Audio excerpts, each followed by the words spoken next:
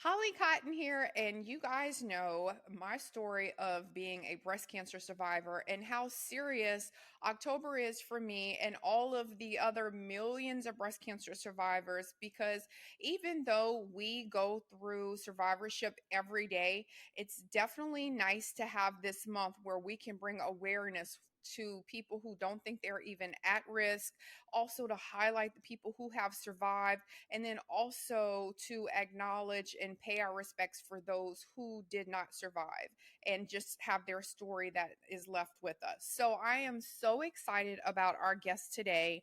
I have Dr. Jacque Colbert, and she is going to tell us all about her story and then also what she's doing with her story as well to be the change that we need.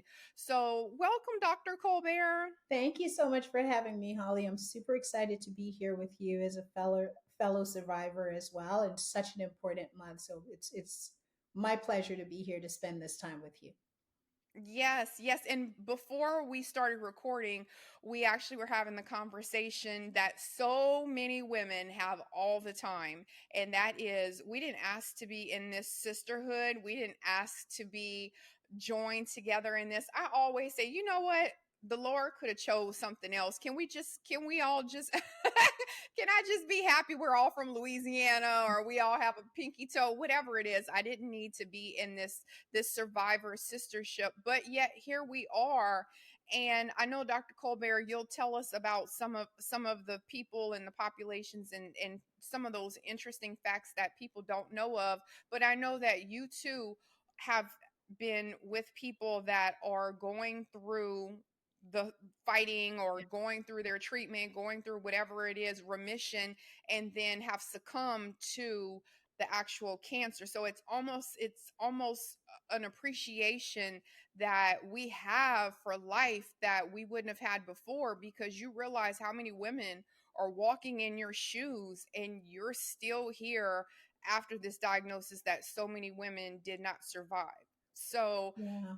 first, Dr. Colbert, can you tell us, because everyone wants to know a great survivor story. So can you just share with us your story of your cancer journey? Absolutely. So, the 15 years of survivorship, I want to acknowledge the point that you just made that it's a little bit bittersweet in a way because while I'm surviving and thriving, and so are you, and so are so many others, based upon a number of different protocols, there are some that who didn't make it. So, I want to honor them in this moment. In my 15 year of survivorship, my story is not unlike that of many women who've been diagnosed. I found a lump right before my 40th birthday that was unexpected. Couple of weeks after I'd had a full physical well woman exam, nothing was there. In the shower, doing what people do in the shower, getting clean, and felt this lump. Called my doctor and went back and forth for an inordinate amount of time because she just couldn't believe that there was a lump in my breast from having seen me a little prior to that. To fast forward my story, based on my own persistence and knowing my body the way that I do, I was like, you know what? I've been living in this thing for a long time. Something ain't right. You're going to see me. Finally, advocating for myself, I was able to have a mammogram. And long story short, it ended up being a little over stage one breast cancer. I'm grateful to have had the wherewithal and the insight at that point in time to say, look, I want this thing out of my body. I want you to clip it, cut it out, burn it, give me whatever you've got to give me. Went through a year of chemotherapy, radiation, and also surgeries to where and then my own all natural path that I'm a big fan of to be here and to talk about how I continue to survive and thrive. And by the way, I know what a big fitness fan you are. So, fitness was definitely a part of my journey and continues to be a part of my journey. But I start off grounding this conversation by saying being aware, really being attuned to doing my monthly breast exam and advocating for myself was pivotal in the acknowledgement and getting to the point where I forced a conversation about having a mammography. And unfortunately, I didn't want to be told that it was breast cancer, but That was the diagnosis. And I was able to quickly begin the protocol that I went through. Yes, and I love that you keep saying that word about advocacy because that is the biggest thing, especially people that are in the healthcare field. And also, I know you did say about you being a breast advocate and research liaison as well. But that's the huge thing. People don't realize if you don't speak up for yourself, there's so many times you will get swept under the rug. So I'm Exactly. I'm glad you keep saying that. Exactly. You know the old saying, closed mouths don't get fed? Hmm. Closed mouths is there will be no advocacy if your mouth remains closed. You've got to be the biggest advocate for you, and irrespective of if it's breast cancer or some other abnormality, you must be your biggest fan that's cheering you on and knowing when things aren't right, being so attuned to self that when things are off kilter, there's a call to action, and that call to action has to be, I need to phone a friend, I need to call a doctor, you know, whatever it is, what you call your good girlfriend or your guy friend about, Hmm. help somebody to talk you through it and really kind of get to cognition to where action is taken. Yeah. Oh, for sure. You got to, it's got to be, sometimes you have to be rude about it too. Like, you guys are not going to play with me and my health. No, absolutely not today, Nice guy, not ever. yeah, nice guy can only last for so long. Then after that, it's like, you know what? You got me messed up. I'm Mhm, not the one. I'm mhm. not the one. I'm feeling you. I'm feeling you here. Yeah. So, you guys, I'm looking at Dr. Colbert's all of her stuff on her bio and all of the things and all of the awesome things that she's doing. So, can you tell us, because I said this when I was talking recently when I was being interviewed, and I always give this example of when people go through something traumatic that's life changing, there are two ways that they process it. Either the first way is they go through it, they deal with it, and they bury it, and they said, I'm not talking about it anymore. I just want to be done with it. I survived it, and now I'm out of here.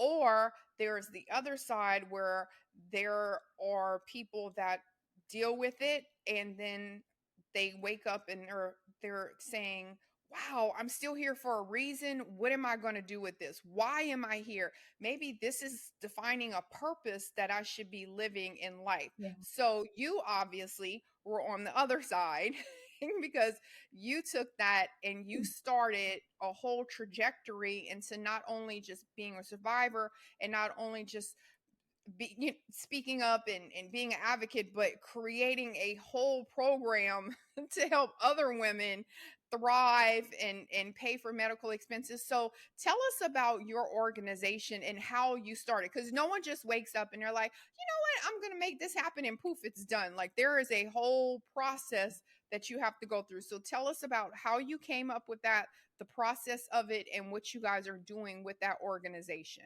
So, for full disclosure, unfortunately, while I was diagnosed in 2008, cancer took my dad in 2007.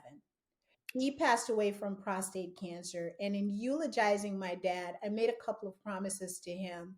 At that point in time, I hadn't earned my doctoral degree, and I made a promise when I was eulogizing him that I would go back to school. At the same time, starting in 2006 into 2007, I was working at Dell Technologies, and I'd started doing work with the Susan G. Komen Foundation, always running 5Ks. And then later on with the Livestrong Foundation, I would do 5Ks and help raise money for those organizations.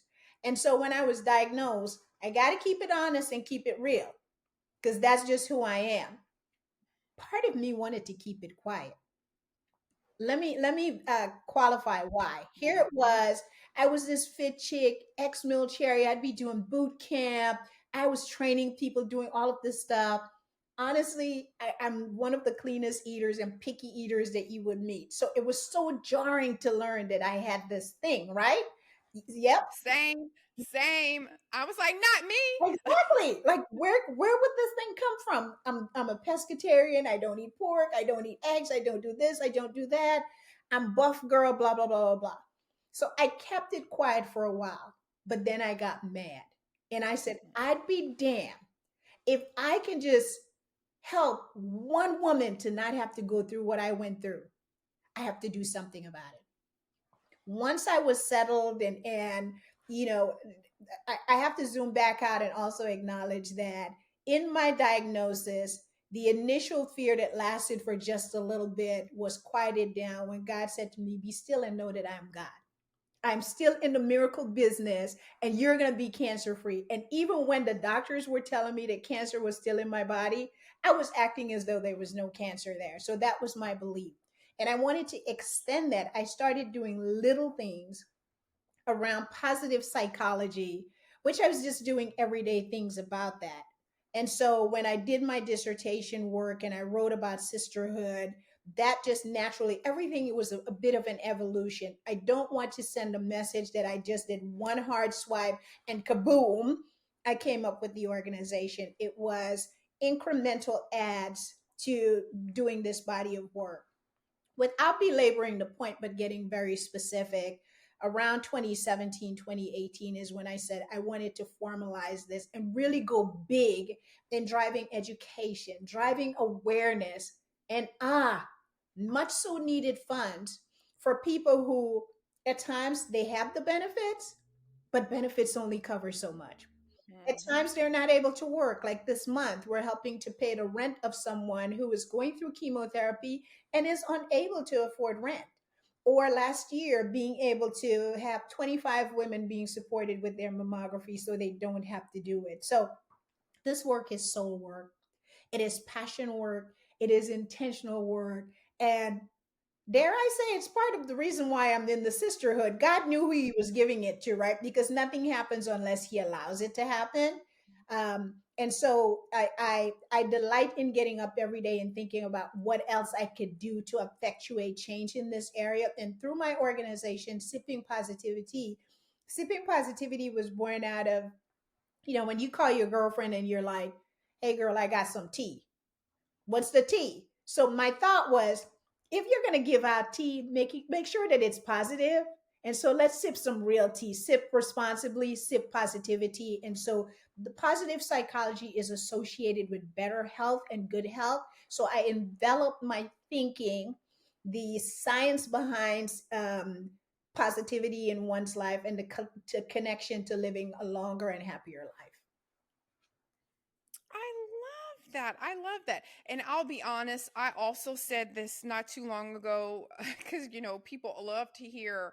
Uh, I always say people don't care about your story until you win. So they see it, and I love that people are inspired by my story and my survivorship. But I did go through that same period where I was sick of talking about it. I wanted to just bury it. I was like, okay, I survived it. I'm done. I was mad because I lost that independence that I had, and now here I have to start learning how, I was doing pull-ups all the time. Now I can't even do a push-up, and it's like a level of it, and I tell people all the time, I said I'll never be able to do a push-up or a pull-up again because of scar tissue, but you won't outwork me. I'm not. That's You have to find other ways to define being strong, and so doing that and relearning myself, it was a hard process, and I was mad too. I was like, this doesn't make any sense. I don't want not one more pink thing. Don't give me a ribbon. Don't give me a pink shirt. I don't want a bracelet. Yeah, I'm sick of it. I'm yeah, sick of yeah, it. yeah.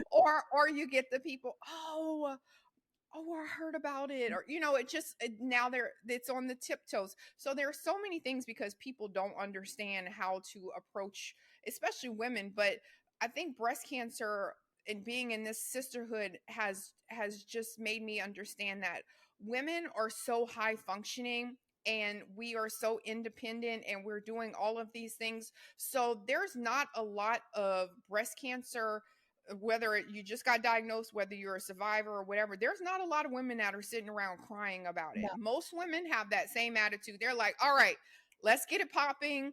What do we need to, right, the fight, the fight. And so I love that you're doing all of that. And I love that you also talked about the issues that people have coming from having that sickness, and people don't realize that because you're going through the treatment, but you don't realize about the money that you're losing. You can't work. I mean, thankfully for me being a nurse, I was able to just go on like a light duty work at work or whatever. They let me just do light duty where I could at least be in the office and stuff. But Right. had I lost my job, my kids, everything, people don't, it's not just sending a basket of muffins or something. These are people, and having to get up. I remember my kids being small, and they're looking at me like, are we going to eat dinner today? And I'm like, oh my god, I just want to take care of me. Like, I gotta rest. I have to rest. Exactly. So, can you tell us? I know you guys, like you said, you guys are doing that where you adopt a person, where you're helping a person, you're sponsoring a person.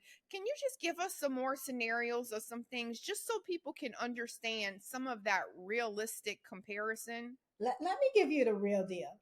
As I sit in front of you today, I still deal with neuropathy in my fingers and my toes. Uh, If you come to my house, for the most part, I'm anal retentive. I'm a clean freak. But you're going to find laundry sitting around somewhere because I'm still struggling with the ability to feel clothing sometimes. It is unnerving.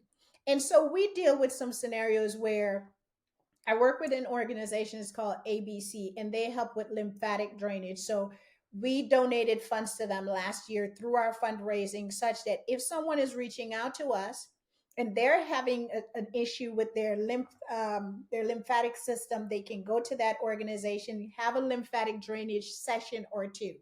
That's one example. Another example is the rent that we're paying 2 months of rent for someone. I'll be honest with you that I've cut across the confines of just breast cancers because these cancers are related. A couple of months ago, we helped someone who was diagnosed with lung cancer out of the blue, who had a family member where there's connectedness with breast cancer and was able to donate $2,500. So there isn't, I always say there isn't a straight line in the work that we do.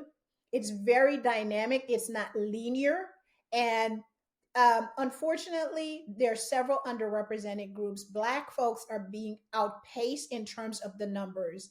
I'm not sure if I had the opportunity to share that I sit on the Consumer Peer Review Board with the Department of Defense Breast Cancer Program, and just recently went through 10 different protocols that are up. Their research is being done, and just each and every time I receive a research proposal, I cringe because it speaks to black and brown people who are being, again, having an outsized number and a percentage of how quickly we are being diagnosed.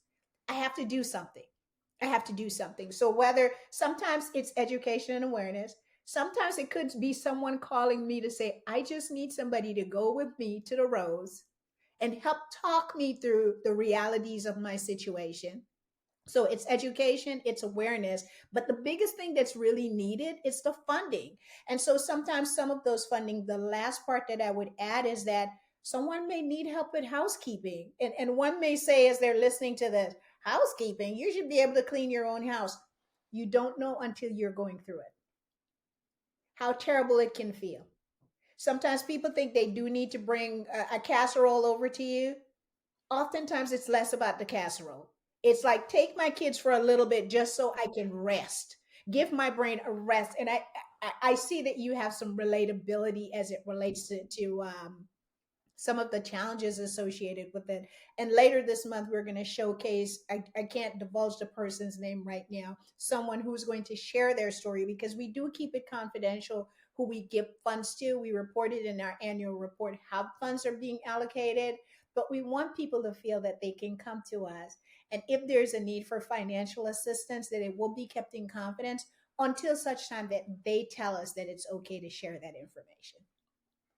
Yeah, that's good too, because a lot of people are very I don't want to say we're prideful, but I don't, because when you say prideful, I think a lot of people feel that there's a negative connotation with that word, but I think you should be prideful, and I think that that is your character, or that's a good characteristic that you should have, because Being prideful means that you've worked hard, that you are excited about something, that you're proud of something. So whenever that's taken away from you, sometimes you get humbled, and you people struggle with that. Well, should I ask for help? Should I not? Mhm. And then that I'm a proud person. I'm independent. I never struggle. So it humbles you. I always say I got humbled real quick. I Yeah. thought I was rolling around. You couldn't touch me, and then all of a sudden, boom! I Yeah. couldn't even put my hair in a ponytail, No. and I'm like, as soon as I was able to put my hair in a ponytail, I literally remember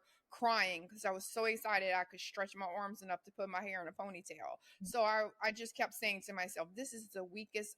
I'll never be here again. I'll never be this weak again. I just that was my way of helping myself, and I don't want anyone to feel like this. What can I do to make other people? How can I share my story? Mhm. Because no one told me this was what to expect. Right. Right. And That's the and biggest thing. especially when it was so unexpected to start with, because you Right. profile yourself and you do so much around preventive care. And I know both of us wouldn't want anybody to walk away from this conversation not thinking that preventive care is not important. It still is important, but sometimes the predisposition based upon your family genetics and different things like that, and sometimes, dare I say, in my situation, it might have been a combination of stress and the fact that there's a connection now between prostate cancer in men and their daughters. Mhm. So they're this thing has got tentacles all over the place, and being proud of who one is, and holding themselves to a certain standard of where, whether you're saying I can do all things through Christ who strengthens me, or okay, I got Christ on my side, but faith without works is dead, so I'm gonna get up and do this thing, and then all of a sudden they cut into your lymph nodes and you can't do push-ups. Are you kidding me? This is problematic. Yeah. Right. And then at the beginning, you have to start even changing those different standards, because at first it was this marker is I can't never do a push up, or I can't do a push up. So then you start going down on that. Okay, well, the can't do can't well dang, I can't even put my hair in a ponytail. Well, dang, I can't even lift my arms to put my arms in a shirt. Well, it just keeps getting chopped down, and the bare minimum is like, well, dang, can I at least just put some eyeshadow on? Whatever it is. Some It's just yeah, you start getting humbled real quick. very. You think I'm going right back over here and I'm going to get it going, and a lot of women don't. And also, I do also want to just ask about this as well, because I know you deal with a lot of breast cancer women and survivors. And one of the things that I was kind of just talking to someone recently was about scars and a physical appearance. And I was talking to a woman. She got diagnosed, and she wound up going for a lumpectomy. And so she was asking me about scars, and she's like, well, but you don't have scars. And I was like, girl, I'm full of scars. It's just that they are no longer what defines me. So I'm gonna wear a bikini. I had to get a hysterectomy. I've got laparoscopic scars all over my stomach. They didn't even try to hide them, at least blend them in with my belly. Nothing. They Yeah, just went straight. yeah. Like, can y'all help me out? But they don't care. No. So how do you guys, because I know that's something that's sort of on the mental health part, but I know a lot of women deal with the insecurities and that part, because once you realize you survive, once you get your rent paid, once you get your bills paid or whatever, it's real life and it's living with this forever. So what kind of resources or some of the things that you guys do talk about for that life after, when the reality hits, when the woman is there, now she has to survive? Well, I've got those scars from the rooter to the tutor, and I do like them to look better. And it's been a continual process for me to get them to look better, because you know what? Most days I'm fairly confident. But at the end of the day, it's like Dr. Maya said, I'm a woman, phenomenal woman. That's me. And I don't want to have these scars. There is an amazing organization here locally. It's called Beat and Blade. And just this month, what they're doing, they started doing it recently, is helping with areola tattooing to help women, and they're extending it to other parts of the body. I haven't even updated that on my website yet. But that's an organization. So it depends on what people come to us with. There are times when people come and based upon my prior medical background, what I often find is needed first and foremost is getting some level of counseling before you deal with the physical appearance. Although we often start with that, and you can't really tell a person, well, girl, just don't worry about that. You better be glad you survived. Don't worry. Oh my God. Dr. Colbert, I was about to say that is the main thing. What? But why are you worried? It's almost like they make you feel vain. Right. Will you survive cancer? Okay, well, if you survive a car wreck or you survive this, just because you survive doesn't mean you're not wanting to still feel the way Yeah. sexy and yes. Like don't minimize this. Let me tell you something. I've become Mhm. more of a fashionista post breast cancer than I've ever been because I want to walk in all of the fullness that is me. And no, I don't like seeing the scars all of the time. So I think that what I'm saying here is that it has to be both. And I hope that the audience listening understands that one size doesn't fit all. There is that woman or that man out there because some men are diagnosed with chest cancer as well, who may go down the path and say, this means nothing to me, boo boo boo boo boo boo, here's my battle scar. I applaud you for that. But then there's the other faction that wants to deal with the fullness of getting back to full self. And I think that whether it's, I may say to a person, hey, make sure that you're seeking out counsel, talk to your medical practitioner first. But here's a repository of resources and Beat and Blade that's available locally. Here's some work that they're doing. We can offer a gift certificate for you to go get the tattooing if that's what you want. Try it out first. So the conversation, again, it's not always here's the straight path to it. It's a very dynamic way. And what I like about it, my organization is small but mighty.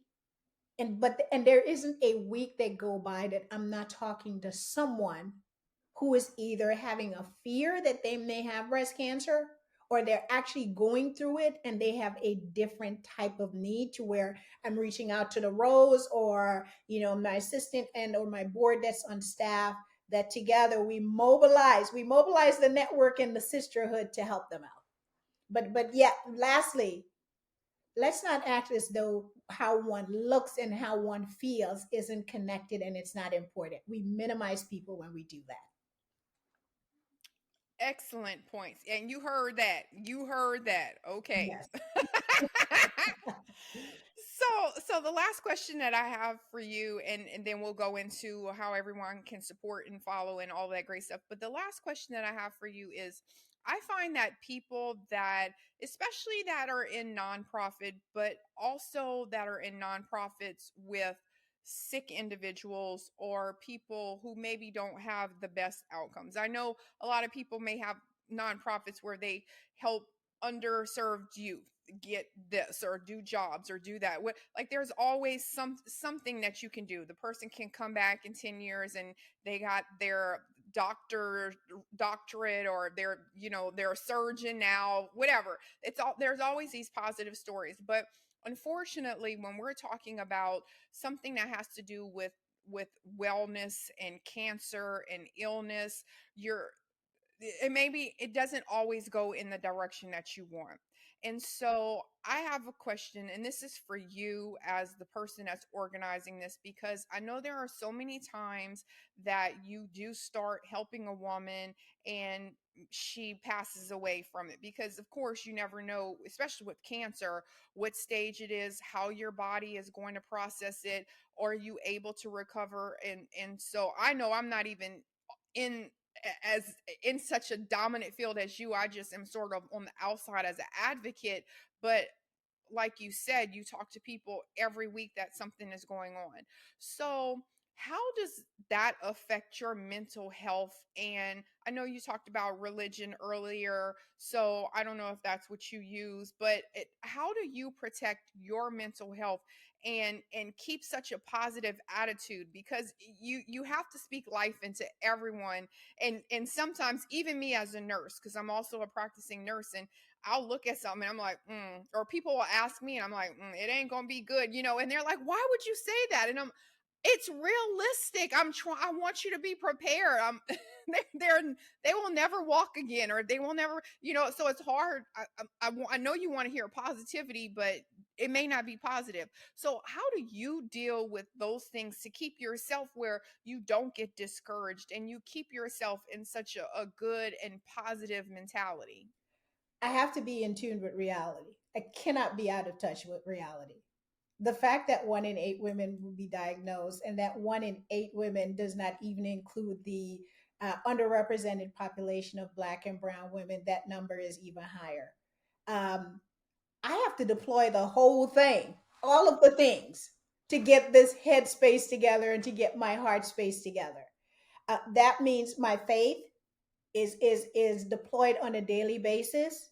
But I also do things like I really am an exercise junkie to get the stress out of my system, because it saddens me when, unfortunately, I'll get connected to a woman or a couple of women who are going through it, and we'll talk, and then all of a sudden, things are going well, and then, when you're not hearing from this person, things are going in a bad way. So I have to really like gird myself up and prepare for the worst case scenario. And so, Holly, I keep it real again. I do exercise twice a day. In the morning, I do my meditation and some level of cardio and resistance training. And just based upon, I do have a full time job. I'm an executive at Google that keeps me pretty busy.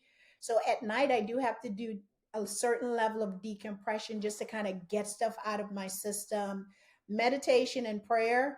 And good old fashioned, sometimes it's calling mom, it's phoning a friend, it's look, as clean as I eat, some days I have to have a glass of wine or two, or maybe I'll go to Bluebell's ice cream if all else fails. I just believe in keeping it real. So I say all of that to say this: life is about balance. No one man is an island. No one woman is an island. I'm not on an island by myself. Literally today, in addition to praying to God, something happened, and my friend of many years heard me drop the F bomb. Yes, people, sometimes I drop the F bomb because I get frustrated just like everybody else. And in dropping the F bomb, I got a little bit of stale air out of my system, and I'm like, okay, Jesus, let's rock and roll, let's do this thing. Uh, Lastly, I do have a counselor that I speak to, because I'm also a certified life and executive coach, and with all of the fancy little letters that are behind my name, we each need to have, you call it your own board of directors, your sister circle, or whatever it is. You've got to have that small unit that you can go to, and not suggesting that you go to them all the time with the problems of the world, but it's give and take. Lastly, I will say this: Dr. Maya Angelou has always said that if you walk through life with a catcher's mitt on both hands, then all you're doing is preparing to catch and you're holding on to it. So I have one hand open at all time in preparation to throw back. I believe in reciprocity. And so I give the same level of advice to others who are going through it, to know that it's a serious head game at times. And when you lose people, whether it's somebody that's calling me from or talking to me in Louisiana or New York City, where I was a couple of weeks ago, it doesn't matter. There's a connectedness that you build with people and you want to see them win. And sadly, the reason why I'm doing this important work is to make sure that more of us will win and survive and thrive through this disease. But I recognize that when failure comes about, I've got to keep myself strong in order to be able to do more. I love that. I love that. Yeah, I always ask those kinds of questions because I think it's important to acknowledge whenever people are doing things to give back, and how that also takes a toll on that, and anything that's related to health and wellness. You have zero control. At least if it's paying for something, or you can guarantee a payment, you can guarantee a placement, you can guarantee a job, or whatever it is with some of these other nonprofits. But anything to do with wellness and health and sickness, there is no control over that at all. So I know this, it's got to be frustrating sometimes, especially because you see so many wonderful women, and you want them to have a different outcome, or you feel kind of helpless. And I know that takes a toll on us sometimes to be these nurturers, and you can't help. So just wanted to ask. Okay, so tell us how we can support your organization. What do you need from listeners? How can people follow you, get in touch with you, all of that great stuff? So the time is so ripe for this question because I'm coming up on my fourth annual fundraising gala. It's called Pink and Black. Pink and Black is an ode to several things that I love: amazing fashion, food, fun, and fundraising. And so it's about bringing out the best of H Town, going on strong. We will have an amazing fashion show. And so I'm encouraging anyone that's listening, if you haven't seen it, go to Eventbrite and type in Pink and Black. It's happening on 10/21/23. Purchase your ticket to come to the event. Now, you might be saying out there, well, I don't live where you live, so I can't come to your event. I got you covered. Not to worry. The money is needed, and I ain't too proud to beg. No donation is too small, but the bigger you come, because everything is bigger in Texas, do a big fat donation to my organization. You can go to our website. It's www.sipping, then positivity. Positivity is spelled PositviTEA.org, and make a donation. Again, none that is too big or too small. TLC said I ain't too proud to beg. I'm begging again. I would love to get your money because it's helping people and it's making a big difference. You can also follow me on Instagram. I'm on all platforms, but Instagram is where you will find me the most. I'm under Dr. Jacque, DrJacque Colbert, Colbert. I would love for you to follow me, send me a DM, let me know your thoughts. I love that. I love that. Okay, and I will have all of those websites and things as clickable links. So people, if you look in the podcast notes, you'll be able to go straight to her Instagram, click on it, take you straight there. And so, do you have any last words that you want to share with us, Dr. Colbert? I do. As much as October is the season for breast cancer awareness, I do want you to know that for those of us who have been in the sisterhood or brotherhood, that it is a daily walk, it is a monthly walk, it's a weekly walk, it is an always on walk. So please do not be hindered or be boxed in by the fact that it's just October and then we go away and we do nothing. I do want to say to you to be encouraged, be encouraged. Yes, not everyone has the best story to tell about their cancer journey, but I do want you to be encouraged, be an advocate for you, be intentional, be thoughtful, and as always, if you can help to support someone else, please take the time to do so. um, I often say that positivity is a verb, it requires action. I was deliberate when I named my organization Sipping Positivity because we want to be responsible about when we take action to help each other. Um, Intentionality is at the core. And so, as I continue to transform and as I continue to give, I would love to have others who are equally passionate about this work to support me along the way. But again, sip responsibly and sip positivity. Thank you for having me. Of course. I love that. I love that. So that is Dr. Jacque Colbert, you guys. Thank you, Dr. Jacque. My pleasure. My pleasure. Thank you so much for having me.